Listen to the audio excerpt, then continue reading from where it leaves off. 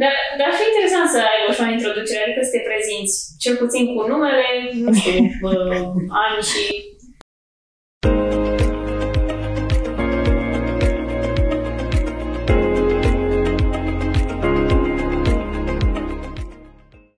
Sunt Elena și sunt dependentă de oameni. Dacă ar fi să mă descriu în câteva cuvinte, aș spune despre mine că sunt ambițioasă, perseverentă și dedicată. Din prima mea zi de lucru, îmi aduc aminte că eram o tânără absolventă de facultate, venisem în speranța angajării cu emoții, cu speranțe mari și iată, după 23 de ani sunt încă aici. Experiențe memorabile am avut pe tot parcursul acestor ani.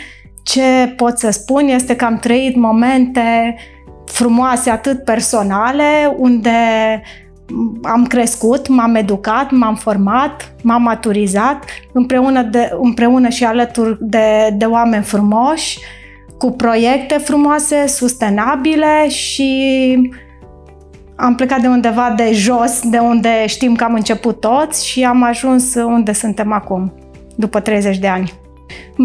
Mă simt bine prin prisma faptului că lucrez cu oameni, am foarte multe provocări și astea mă țin tânără.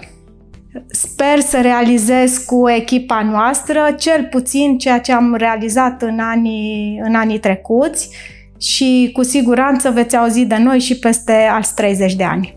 Echilibrul între viața personală și viața profesională mi-l mențin prin sport.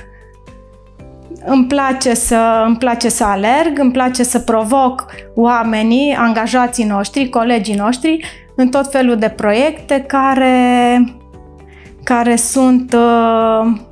care încheagă echipa și care ne unesc. Vrei să spui ceva? Să spun ceva, da, veți auzi despre mine și în următorii 30 de ani și eu spun așa că ultimul om care se va pensiona din firmă voi fi eu. O să-i pensionez pe toți și eu voi închide firma, cum se spune.